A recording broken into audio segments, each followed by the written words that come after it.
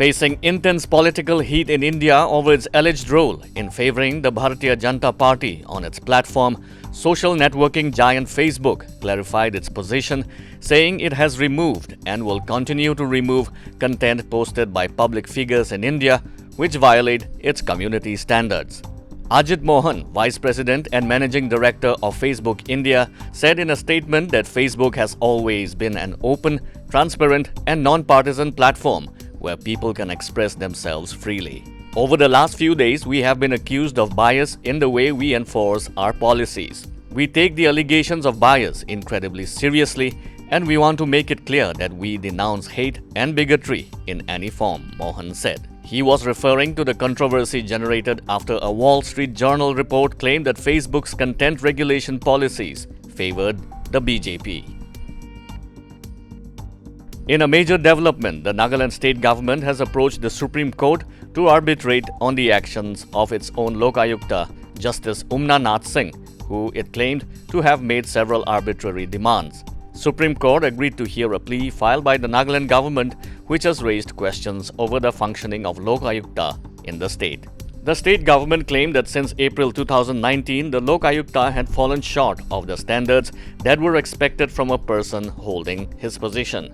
Moreover, his unreasonable demands and capricious behavior made it untenable for him to continue in the post. Elaborating on other arbitrary demands made by Singh, the petition stated that not only did he sought permission to function online from Delhi, but also made a request before the Chief Secretary for accommodation, among other things.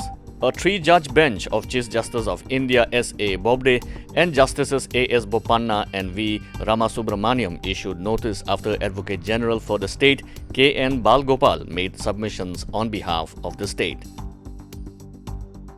A Northeastern Council-funded project is set to boost the development of water resources in the state. Minister for Planning and Coordination, Land Revenue and Parliamentary Affairs, Niba Kronu, who released a 2-volume report of the project Geospatial Water Resource Map of Nagaland at Nagaland GIS and Remote Sensing Center New Capital Complex, said the report would provide impulsion for the development of hydroelectric power, irrigation and drinking water availability, besides monitoring of water quality and quantity in the state. The project, funded under Northeastern Council, titled Conducting a Detailed Survey on the Water Resource Potential in Nagaland, including preparation of report on potential of river, was undertaken by the Nagaland GIS and Remote Sensing Center under Planning Department. Kronu pointed out that state line departments including water resource, power, new and renewable energy, land resources PHED and disaster management would benefit from generated geospatial database, which would provide them the tools to plan with more precision and accuracy in the area of water resource programs and schemes. Manipur Pradesh Congress Committee has expelled its sitting legislator R.K. Imo Singh, who had cross-voted in the recently held Rajya Sabha election in the state, from the party. He was expelled for 6 years under the party's constitution, following a recommendation of the Disciplinary Action Committee.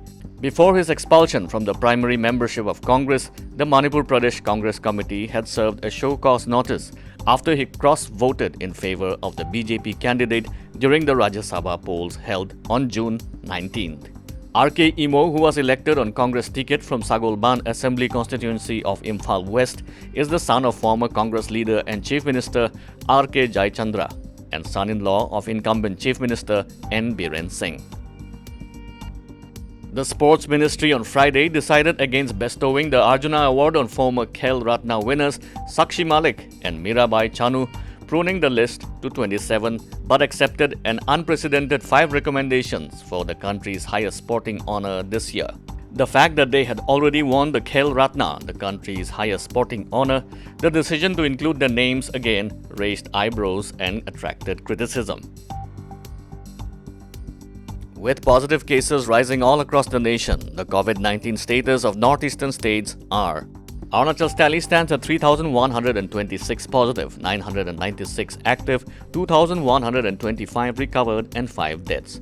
Assam's tally stands at 87,909 positive, 22,082 active, 65,597 recovered and 227 deaths. Meghalaya's tally stands at 1,718 positive, 963 active, 749 recovered and 6 deaths. Manipur's tally stands at 5,049 positive, 1,768 active, 3,261 recovered and 20 deaths. Mizoram's tally stands at 903 positive, 483 active, 420 recovered. Nagaland's tally stands at 3,635 positive, 1,547 active, 2,074 recovered and 7 deaths. Tripura's tally stands at 8,386 positive, 2,237 active, 6,061 recovered and 70 deaths. Sikkim's tally stands at 1,336 positive, 499 active, 834 recovered and 3 deaths. Total number of COVID-19 cases in the Northeast stands at 1,12,062 positive, 30,575 active, 81,121 who have recovered, and 338 deaths as of August 22, 2020. Like, subscribe, and hit the bell icon for all the latest news that matters and stories that inspire.